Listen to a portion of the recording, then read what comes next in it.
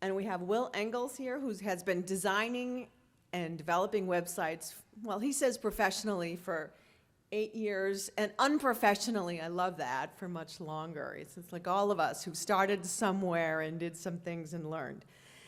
And he is a specialist in this digital ADA compliance, and most specifically on web accessibility. So taking on from what, some topics just a little bit beyond from what Laura talked about, I think it just reinforces for all of us that we really need to have a better understanding of all things accessible. Will.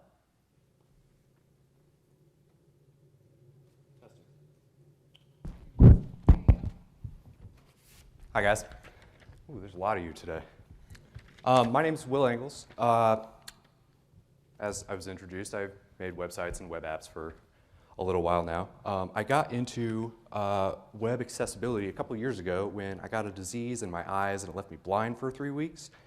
And I was kind of poking around on websites like Reddit and CNN and just like constantly like having the news read to me, and I realized how just terribly awful a lot of websites are. She mentioned Discord. Discord isn't even usable to people with disabilities like that. So I'm going to make this really quick. I know everybody wants to go get the free drink tickets, and you know I do too. So, and frankly, Laura covered a lot of what I'm going to be covering today. It's all right. So there's two main things. Somebody was talking about ARIA earlier. ARIA and I call it WCAG are two sets of guidelines put out by the World Web Consortium. They're a nonprofit organization that put out guidelines that's used by governments and around the world for things like web technology and internet or like automobile 5G and all sorts of stuff like that. They try and create the I guess sort of the standards for that. So WCAG is, let's see, it's basically a set of standards to define how to make web content more accessible to people with disabilities. Disabilities including visual, auditory, physical, speech, cognitive, language learning, and neurological disabilities. I brought a copy of WCAG with me, and it's written for lawyers. Like this is, I mean, it's just awful. So it's basically broken down into 4 concepts, which any sort of website or web app that you're making, it needs to be perceivable, it needs to be operable, understandable, and it needs to be robust. So with perceivable, what this sort of means is the user just has to be able to perceive the information. As Laura was saying, if you just color something on a website, a blind person can't tell what color that is. Operable. It has to be able to be navigated. One thing that a lot of people with disabilities, whenever they operate like a computer, is they use the keyboard. They don't necessarily use the mouse. So for any developers who are out there, tab index is your best friend for making sure, like, I guess the flow of a website works correctly.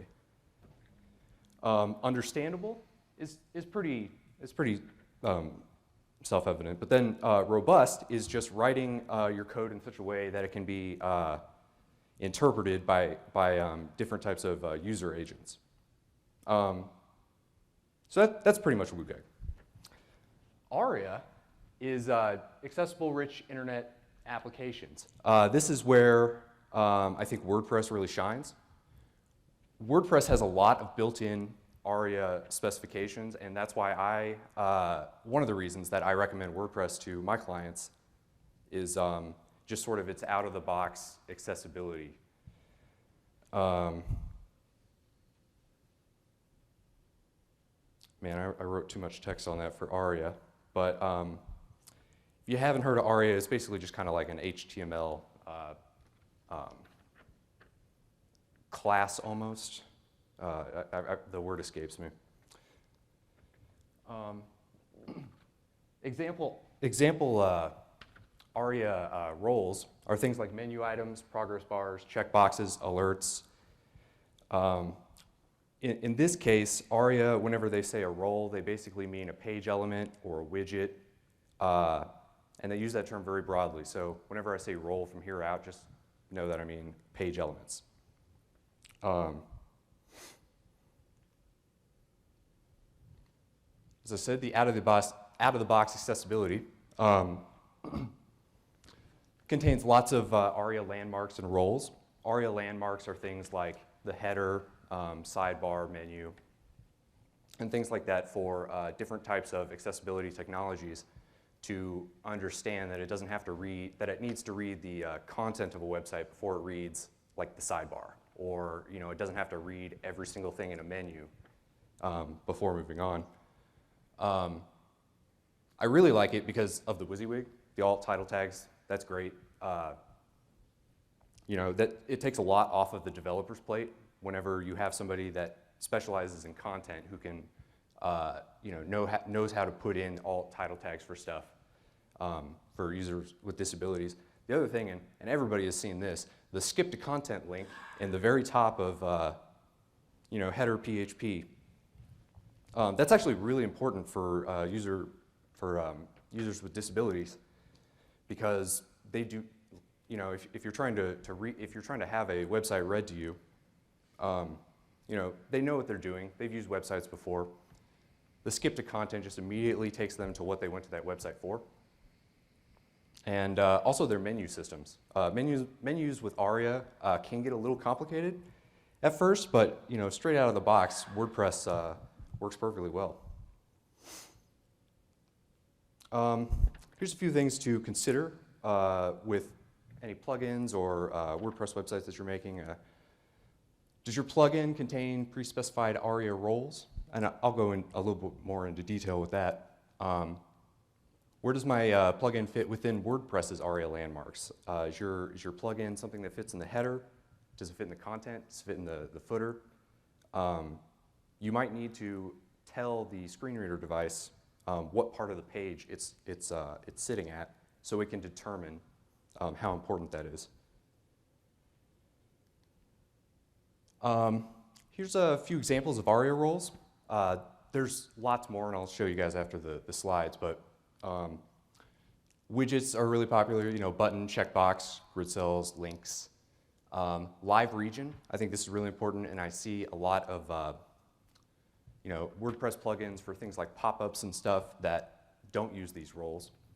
And just sort of as an aside, if a visually challenged user is using your website and you have a pop-up show up on your screen, it stops everything that user was reading on your website and kind of jumbles a bunch of code at them. So specifically labeling what your, what the elements on your website or web app do is really important. Here's some of the landmark roles. These should look familiar, especially if you develop stuff. The header, it's called a banner in ARIA, navigation, footer, content info, the side. Just simple things. Next time you pop open one of your WordPress websites, you might look in the code and see ARIA labels like ARIA-role and see how things are labeled. For accessibility testing, I learned a lot from Laura. I didn't actually know that there were internet browser-based things. Most of the things that I know that people use. So for iOS, OS X is VoiceOver. VoiceOver is awesome. It's really smart. You can set the speed. It's really comfortable to use. And this is probably the #1, with the exception of if somebody needs to use a Braille device. The second one is Microsoft Narrator. As long as your Microsoft device isn't locking you out so it can update, it's pretty easy to use. And that's pretty much. Thank you, everybody, for coming out, and thanks, Travis. Does anybody have any questions? Oh, actually, I want to show you guys something real quick.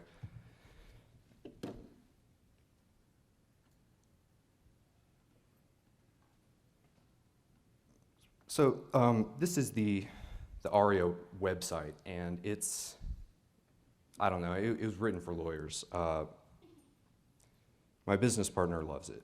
I prefer MDN web docs for most stuff, and they really simplify the different kinds of roles that that you can set up in WordPress. So, the widget roles I was talking about, composite roles is kind of like the structure.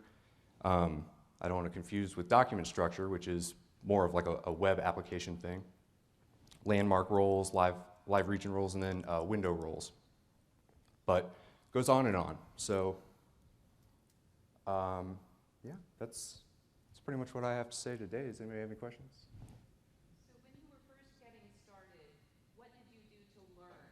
Did you immediately jump into the WCAG rules and read them all? Did you take classes? Did you look at websites? What would you recommend for somebody trying to learn what you now know? So I had experience developing, and specifically developing in WordPress. I had seen ARIA tags.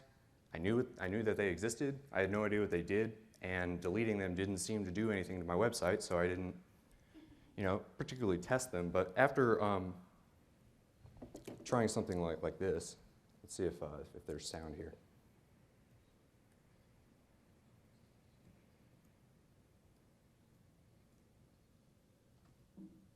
VoiceOver on Chrome.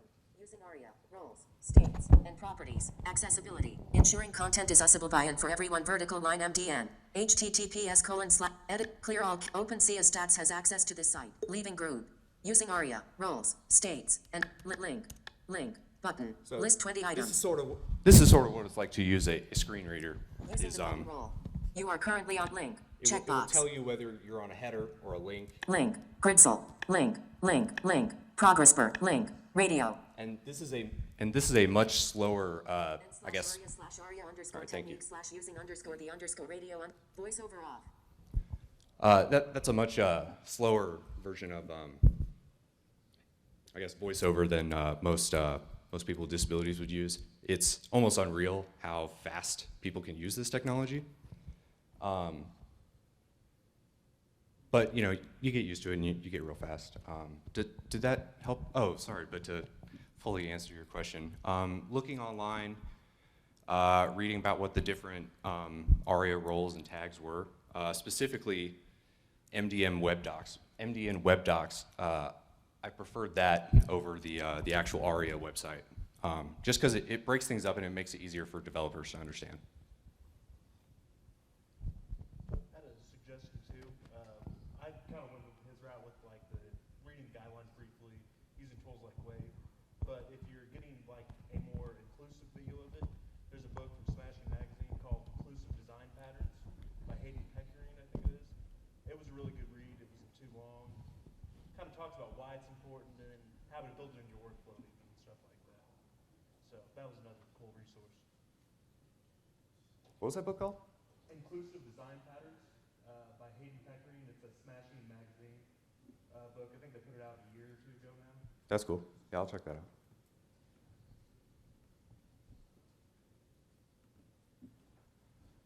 Sorry, did anybody else have another question? Mine might be a little specific to WordPress and like the Avada theme. Mhm. When I'm entering the alt tags, there's sometimes two areas to enter the alt information. One is specifically in the image library on the image itself, and then one is in the page itself. Is that, do you know, are you familiar with that, those two options? And if so, is the second one on the page specific for that page? Where, because sometimes if on the image, it'll carry it through to that image to any other location. So I'm not familiar with that theme, but if you put two different alt tags, you can see which one is overriding, or if it's putting two alt tags in the same thing. It might put into. Oh, if it does, I would only put in one. Oh, I'm asking if it would put into. I didn't realize it would put into. Are you talking about the No, still the classic editor. But I would say test it in an actual screen reader and see what it does. what it does, yeah. Yeah, if, like, try it one way, try it the other way, do both, and see what happens. If it does either. I've mostly just been putting it onto the image itself. Yeah. I've had the need, like if I had that image use multiple pages and wanted to put an alt tag that was different from previously, but it doesn't sound like it's. Yeah, I imagine if you put it in on a page-specific one, it'll overwrite. I don't think that you should use two, just because a search engine might, you know, ignore one tag and then only view the other, or it might just like not view them at all. It's the same thing with like if you try and put two, like class equals and then another class, it can show up different in different browsers. I think we'll just pick one, but we'll see. Yes. In your personal experience, when you were using screen reader technologies, what was the most frustrating or like common problem that you saw as a user? And it's not done as much anymore, but when it used to be like an SEO thing to like squeeze in a bunch of keywords into every image, even if it had nothing to do with the image. And I mean, I've heard that Google has punitive measures against that. I don't know if it's true or not, but that was just frustrating to use. But you know, mine was only 3 weeks. I can't imagine doing it 3 years or more. Yes, sir.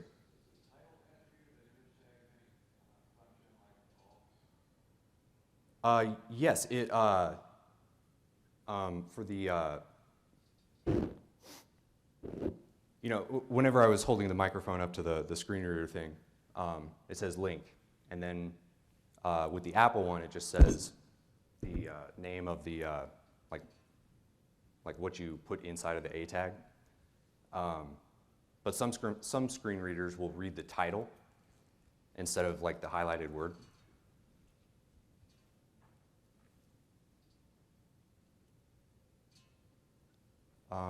Yeah, so you guys ready for drink tickets?